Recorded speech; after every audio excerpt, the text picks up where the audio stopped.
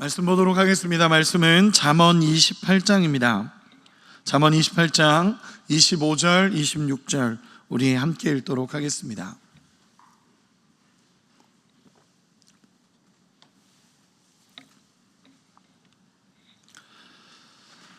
잠언 28장 25절, 26절 우리 같이 읽도록 하겠습니다. 같이 읽겠습니다. 욕심이 많은 자는 다툼을 일으키나 여호와를 의지하는 자는 풍족하게 되느니라. 자기의 마음을 믿는 자는 미련한 자요 지혜롭게 행하는 자는 구원을 얻을 자니라. 아멘. 제가 우리말 성경으로 한 번만 더 읽어드리도록 하겠습니다. 마음이 교만한 사람은 분쟁을 일으키지만 여호와를 의지하는 사람은 삶이 윤택해진다. 자기를 의지하는 사람은 어리석은 사람이나 지혜롭게 사는 사람은 구원을 얻는다. 아멘. 오늘 말씀을 나눌 제목은 누구를 의지할 것인가 라는 제목으로 오늘 말씀을 나누고자 합니다. 여러분, 의지한다 라는 표현을 사전에서 찾아보니까 다른 것에 몸을 기댄다 라는 표현을 사용하고 있습니다. 즉 무언가에 몸을 기대는 것을 의지한다 라는 단어로 사용된다라는 것입니다. 여러분은 어디에 몸을 기대고 계십니까? 누구에게 몸을 기대고 계십니까?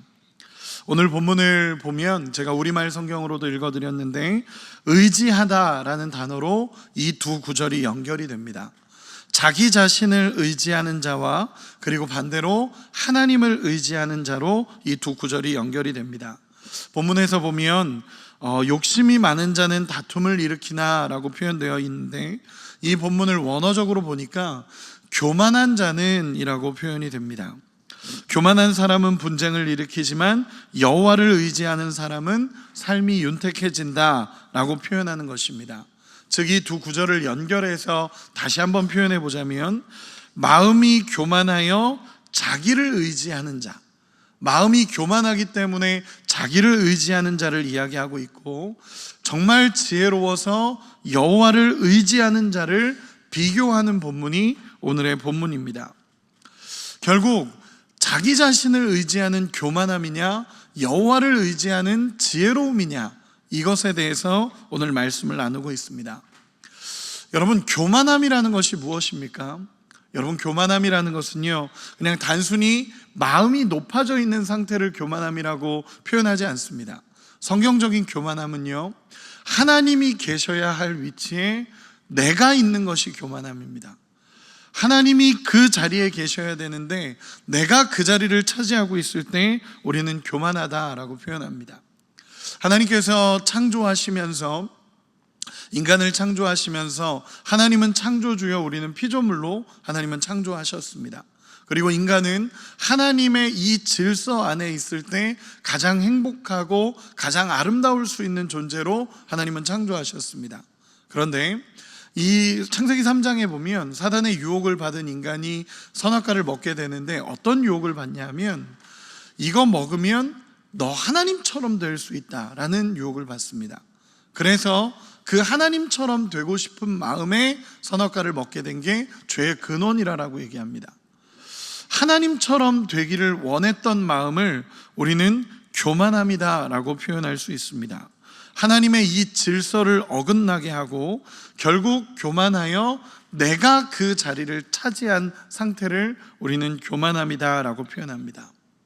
그래서 오늘 본문, 이 두 본문을 비교할 때 저는 이 본문을 묵상하다가 생각난 사람들이 있었습니다. 그게 뭐였냐면 교만하여 자신을 의지하는 자를 이렇게 묵상할 때 사울 왕이 떠올랐습니다. 사울 왕. 여러분, 이 사울 왕은요 처음에 하나님께서 사울을 왕 세우실 때는 교만하지 않았습니다.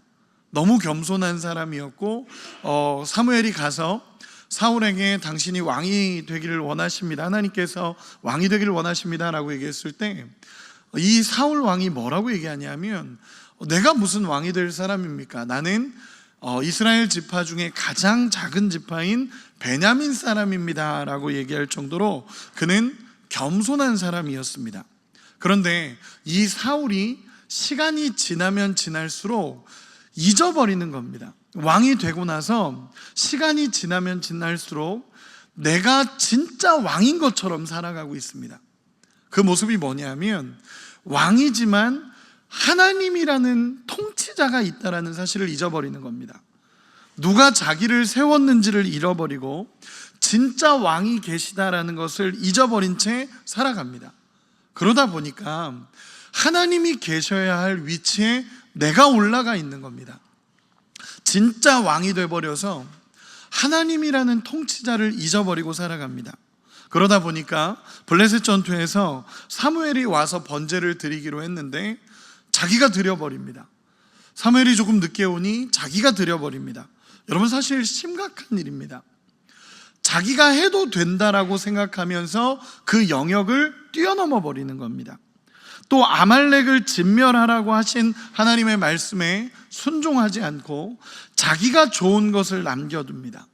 그러면서 하나님을 하나님으로 여기지 않는 겁니다. 더 이상 자기 위에 왕이 있다는 사실을 인정하지 않는 것입니다. 자기가 최고의 권위자고 최고의 통치자인 줄 알고 살아가는 모습이 사울의 모습이었습니다. 사무엘이 와서 왜 이렇게 행동했냐라고 물어봤더니 사무엘상 15장 24절에 이렇게 기록을 하고 있습니다. 제가 읽겠습니다. 사울이 사무엘에게 이르되 내가 범죄하였나이다. 내가 여호와의 명령과 당신의 말씀을 어긴 것은 내가 백성을 두려워하여 그들의 말을 청종하였습니다. 여러분, 누구를 두려워하죠? 백성을 두려워하는 겁니다.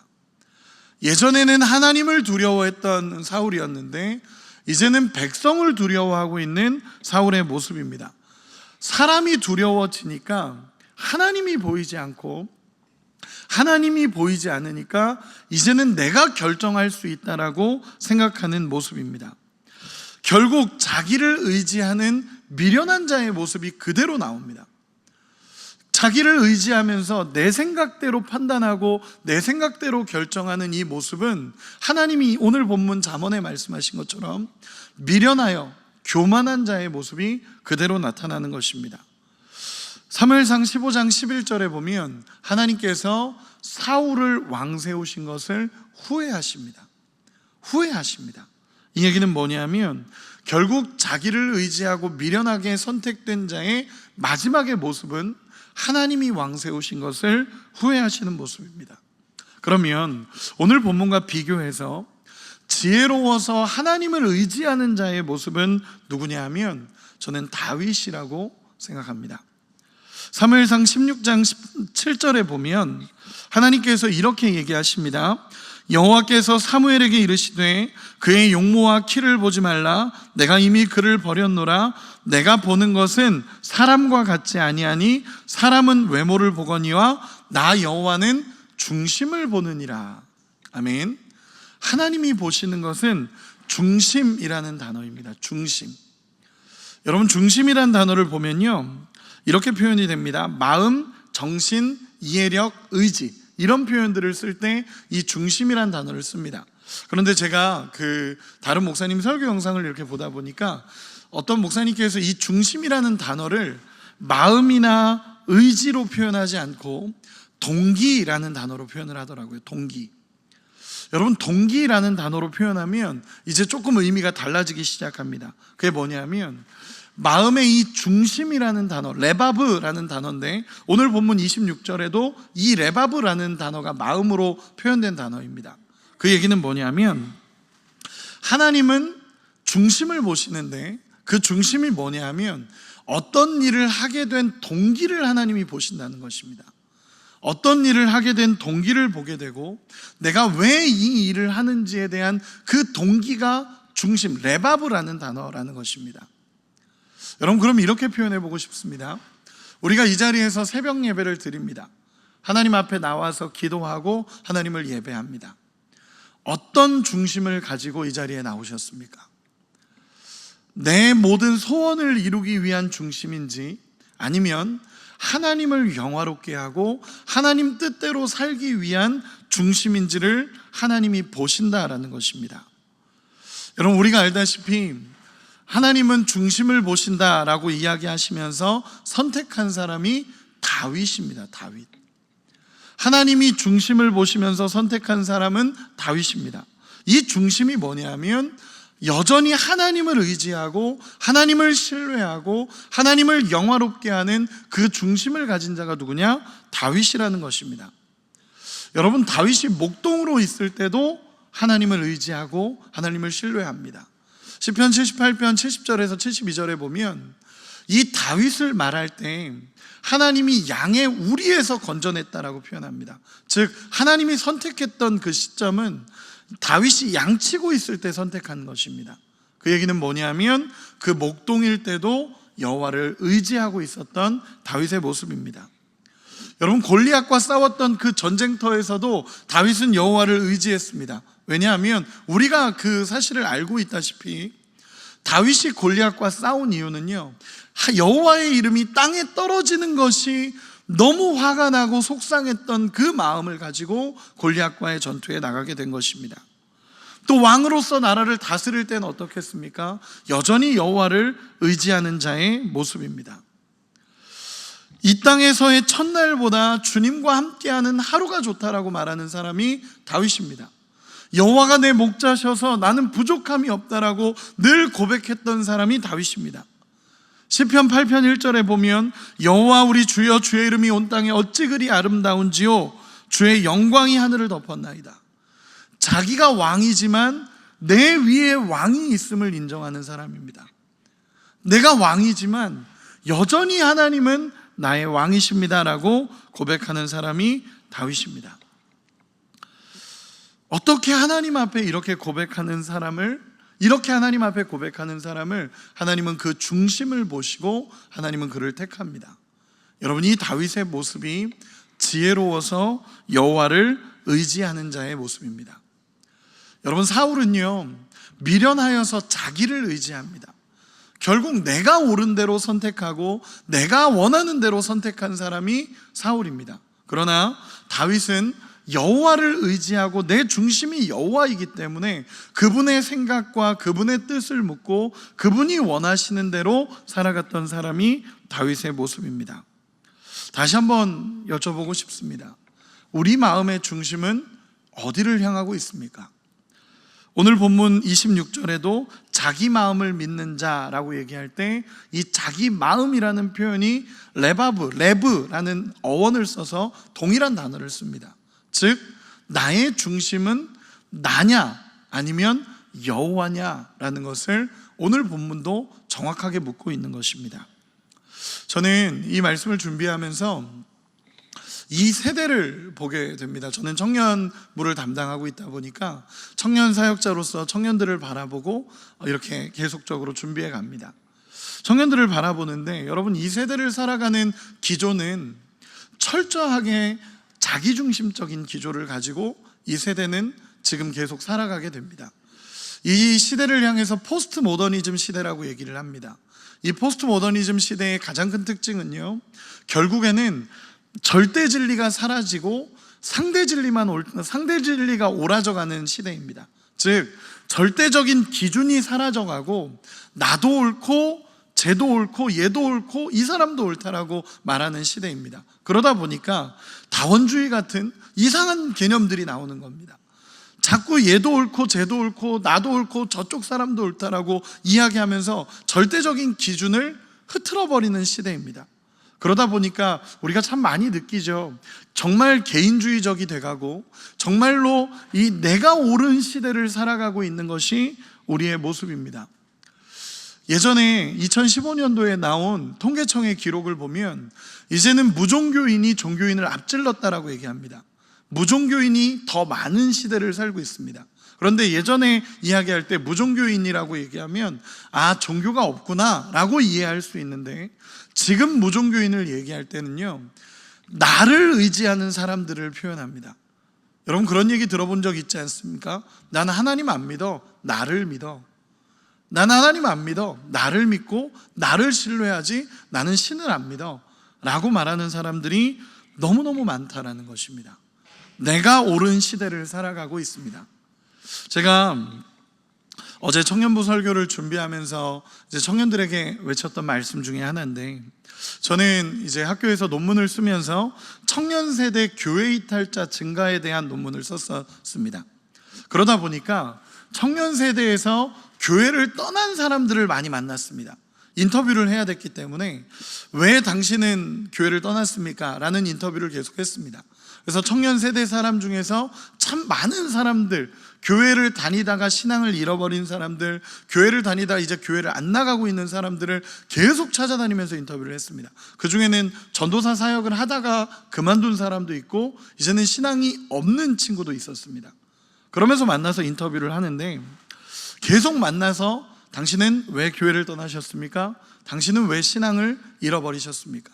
라는 질문들을 계속할 때 여러분 어떤 대답이 나올 것 같습니까? 항상 똑같은 대답이었습니다. 제가 한 100명을 만났다면 90명 이상이 똑같은 대답입니다. 뭐냐면 자기 잘못은 없습니다. 교회가 문제가 있습니다. 목사님이 문제가 있습니다. 리더가 문제가 있습니다. 사람들이 좋지 않습니다. 자기에 대한 문제를 보지 않습니다. 그리고 다 교회, 목사님, 리더 이런 사람들에 대한 관계성의 문제를 계속적으로 얘기합니다. 100명이면 90명 이상이 그렇습니다. 제가 그 사람들을 만나면서 몇 시간을 그런 얘기를 듣다 오면 저도 이제 집에 돌아오는 길에 머리에 계속 맴돕니다. 아, 부정적이구나, 교회가 잘못됐구나, 막 목회자가 잘못됐구나, 리더가 잘못됐구나, 아, 우리가 잘해야 되는구나, 이런 생각을 하다가도 하나님 앞에 다시 마음을 다잡는 것이 있습니다. 그게 뭐냐면 여러분 그게 옳겠습니까? 저는 그 질문을 다 듣고 와서 제 마음에 계속적으로 했던 질문은 그래서 당신이 신앙을 잃었습니까? 라고 표현했습니다. 제 마음에. 그 사람들은 인터뷰를 하니까 제가 직접적으로 질문할 수는 없었고요. 이 얘기는 뭐냐면 교회가 문제가 있답니다. 맞습니다. 목회자가 문제가 있답니다. 맞습니다. 리더가 문제가 있답니다. 맞습니다. 그리고 관계에 문제가 있답니다. 맞습니다. 그런데 당신은 왜 신앙을 잃었습니까? 라고 질문하고 싶은 겁니다. 다시 표현해서 상황을 보는 것, 환경을 보는 것, 교회를 보는 것, 목회자를 보는 것 좋습니다. 그런데 내가 신앙을 잃은 이유가 이런 이유가 돼서는 안 됩니다. 왜냐하면 예수님을 보고 신앙을 바라보는 거고 하나님을 보기 때문에 내가 믿음을 지켜가는 겁니다. 환경이 내 신앙을 잃을 이유가 아니고 상황이 내 신앙을 잃어버릴 이유가 아닙니다. 교회가 부족하다? 괜찮습니다. 왜냐하면 하나님은 부족하지 않습니다. 목회자가 부족하고 리더가 부족하다? 괜찮습니다. 예수님은 enough, 충분하십니다. 내가 신앙을 잃어버릴 이유가 없다라는 것입니다. 제가 그 친구들을 만나고 그 사람들을 계속 만나면서 제 마음에 확신하고 계속적으로 외쳤던 한 가지는 누구를 보며 믿음을 세워가고 있느냐라는 것입니다.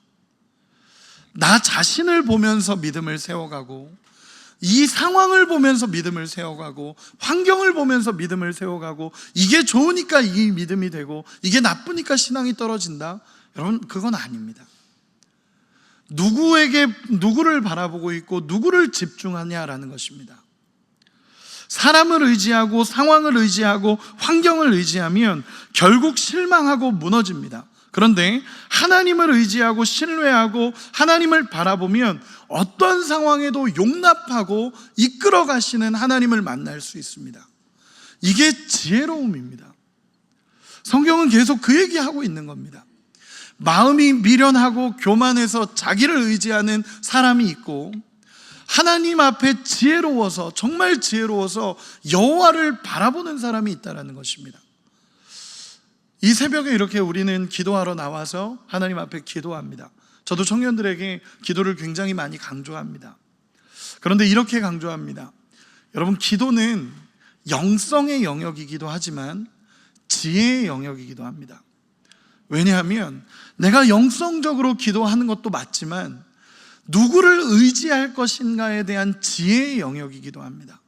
여호와를 의지하면 여호와를 신뢰하고 여호와 앞에 기도하면 주님이 이루어 가십니다. 그 사실이 우리 가운데 믿어지는 은혜가 있기를 소망합니다. 자기 마음을 믿는 자, 자기 생각과 의지에 사로잡혀 사는 자의 모습입니다. 여러분, 인간의 마음이 얼마나 부패하고 얼마나 악한지를 모르고 나를 의지하면서 살아가는 겁니다. 그러나 그런 사람의 모습은 결국 자기 생각에 빠져서 하나님의 의지와 생각을 알지 못하고 결국 무너져 갑니다. 25절에 보면 결국에는 이 교만함은 다툼을 일으키게 한다라고 하는데, 이 모습을 보면 쉽게 표현해서 결국 자기의 인생은 무너져 간다는 것입니다. 하나님의 후회하심을 경험하는 겁니다. 그러나 여호와를 의지하는 자는 형통하고 여호와를 의지하는 자는 구원을 얻고 풍족하게 된다라고 오늘 본문 25절, 26절은 표현하고 있습니다. 말씀의 결론을 맺겠습니다. 여호와를 의지하는 지혜로운 사람으로 살아가는 은혜가 있기를 소망합니다. 미련한 자는 날마다 자기를 의지하고 상황을 의지하고 환경을 의지합니다. 그러나 진짜 지혜로운 사람은 여호와에게 내 시선이 고정돼서 그분이 어떤 말씀을 하시는지, 그분이 어떻게 말씀하시고 어떻게 하기를 원하시는지에 고정이 되어 있습니다. 그런 지혜로움이 우리 가운데 있어서 날마다 하나님을 의지하며 기도하며 살아가는 우리 모두가 되시기를 예수님의 이름으로 축원합니다. 기도하겠습니다. 우리 이 시간에 같이 한번 기도했으면 좋겠습니다. 이 시간 말씀을 생각하며 기도하겠습니다. 나를 의지하는 미련한 자가 되지 않고 하나님을 의지하는 지혜로운 인생이 될 수 있게 해달라고 오늘 말씀을 생각하며 우리 주여 한번 부르고 기도합니다.